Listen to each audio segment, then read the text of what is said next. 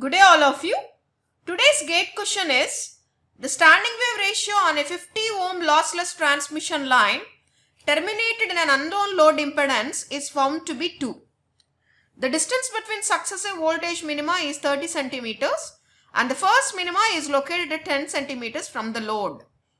ZL can be replaced by an equivalent length LM and terminating resistance RM of the same line. The value of RM and LM respectively are. I'll explain the problem. See, this is the given transmission line. Fine. And for this transmission line, the characteristic impedance Z0 is equal to 50 ohm.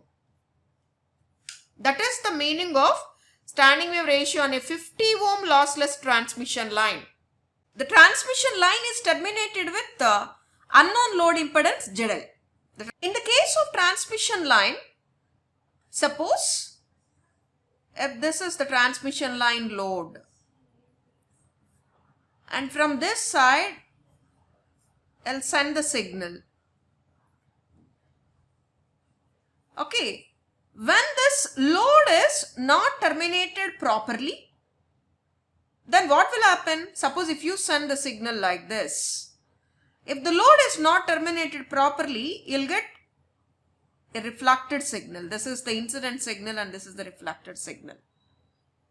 And if the load is terminated with the characteristic impedance Z0, there is no reflected waves. What are these? These are called reflected waves and these are called incident waves. When ZL is equal to Z0, no reflection. When ZL is not equal to Z0, it is terminated with some unknown load impedance, automatically there exists reflected waves. And this incident waves and reflected waves, yes, this is incident and this is reflected. So what will happen? These will combine to form a standing wave.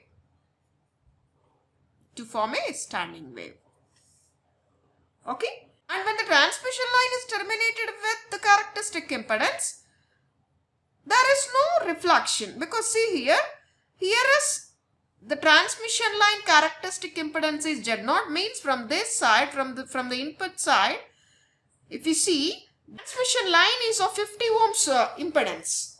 So when the load is also 50 ohms, automatically the signal will goes to the next section, it won't be reflected back. But when ZL is not equal to Z0, it will be reflected, so that you'll get a standing wave. Okay. Now, what is the problem? See here, the load is unknown load, automatically you'll get standing waves. Okay. In those standing waves, yes, the distance between successive voltage minima, yes, suppose this is a standing wave and these are minimas. You have to measure this from the load side. This is load side, means from this side you have to measure. Okay. And they are given the successive voltage minima, the distance between successive voltage minima is 30 centimeters. That means from this, between these two successive minima, the distance is 30 centimeters. Okay. And the first minima is located at 10 centimeters from the load. This is the first minima. From the load side, it is 10 centimeters. Okay. Distance between two successive minima. Suppose if this is your reflected wave and if it is your ZL side, this is ZL. This is the first minima. This length is 10 centimeters. And between the successive minima, the length is 30 centimeters. That is the given information. So if ZL can be replaced by an equivalent length LM and RM as shown, suppose if you want to replace ZL with these things, how much will be the value of LM and how much will be the value of RM to maintain the same conditions as the original transmission line? This is the problem. Okay.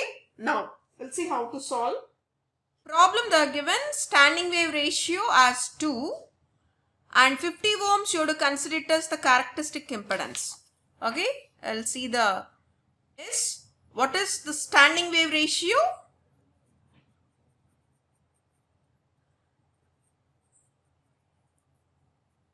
Standing wave ratio S is equal to 2. And characteristic impedance characteristic impedance Z0 is equal to 50 ohms. Distance between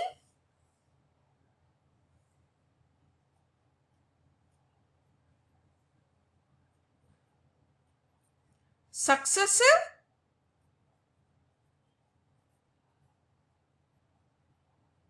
voltage minima is equal to 30 centimeters.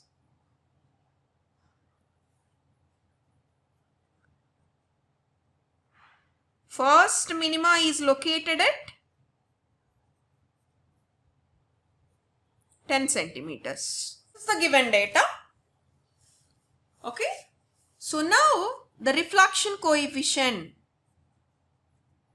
Carefully observe the procedure.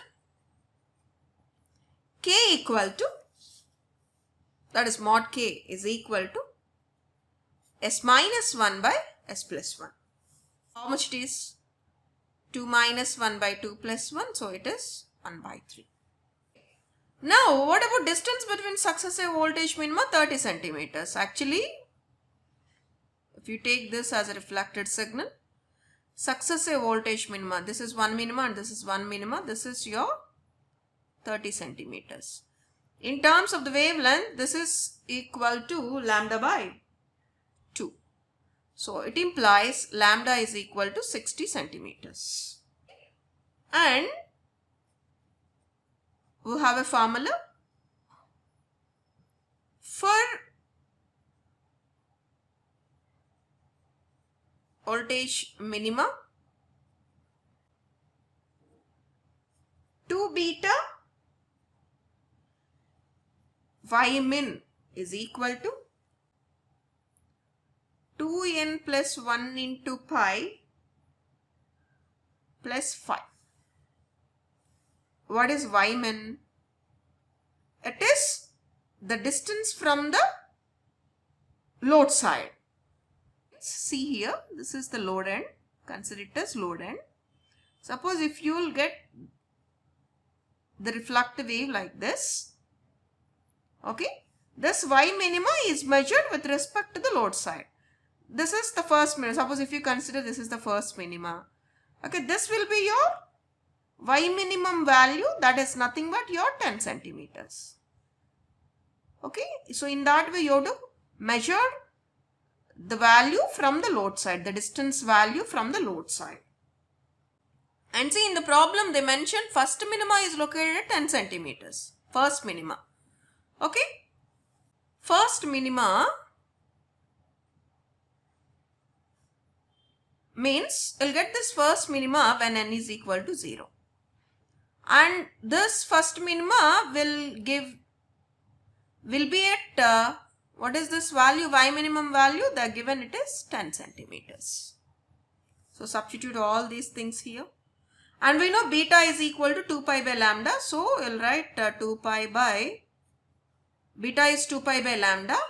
Okay. In the place of lambda substitute 60 into, what is Y min? Y min is 10 centimeters is equal to, what is n? N is 0. So 2 into 0. So it is pi plus 5. You are going to get now 5 as minus pi by 3. Therefore, your reflection coefficient K in polar form is mod K at an angle phi, that is 1 by 3 at an angle minus pi by 3. In terms of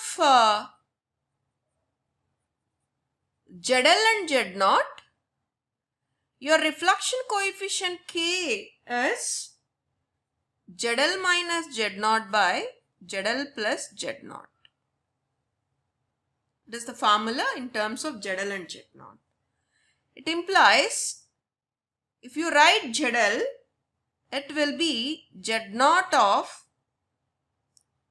1 plus K by 1 minus K. Just do the cross multiplication and take ZL common, and from this side Z0 common, you will get ZL is equal to Z0 of 1 plus K by 1 minus K. Now, substitute in the place of k, you have to substitute 1 by 3 at an angle minus pi by 3. Okay? Convert this polar form into rectangular form and substitute in the place of k. So what you're going to get? You're going to get ZL as 67.97 at an angle minus 32.67 degree. See here our problem. So this is ZL. What is the value? ZL. We got ZL as 67.97 at an angle minus 32.67 degree. Okay. So now, if you replace this with this setup, with an extended length LM and the resistance RM, what must be these values to get the same value ZL? Okay. Now, see here. Yes, if you want to replace this ZL with this setup, first of all, you must get what is this impedance value when you look at this side. Okay, when you are looking at this side or into or towards the RM side, what will be the impedance? Let it be Zn. Yes, when you look inside to it, yes, you're going to see only ZL because it is the equivalence of ZL. So when you see here, you're going to get ZL. So for this transmission line part, yes, if you see here, it is nothing but ZL value. Input ZL, ZIN means input impedance of the transmission line. Okay, it is not for the total transmission line, it is for this part, because in the problem they ask, if you replace ZL with this setup, what must be the values of LM and RM to get the same value of ZL? That is the problem. So for that concept, just you look at this side and you have to identify first what is the impedance here. What is the impedance here as you are looking into it? Yes, the impedance here is ZL. So yes, you take ZIN as ZL. Okay. For a lossless transmission line,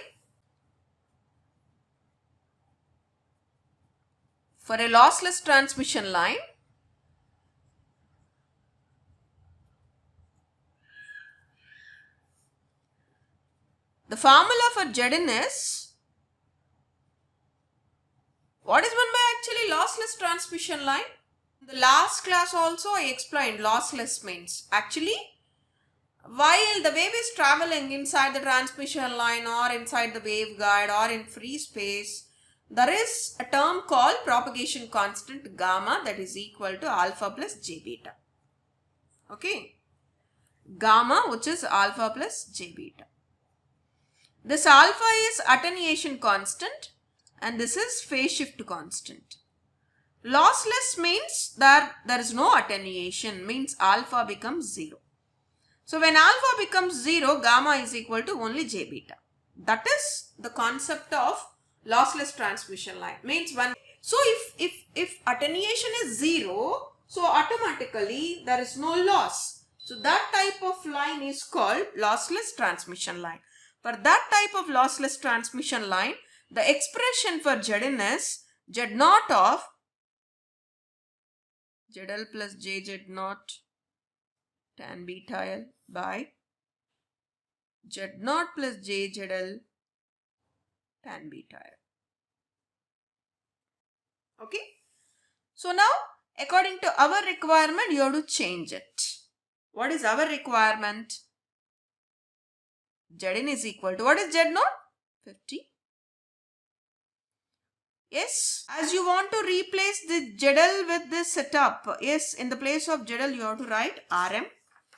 So RM plus J50 tan beta LM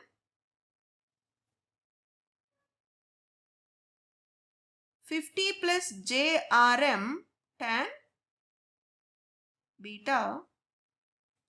So after getting this, now we have to check for the given values. For what we have to check?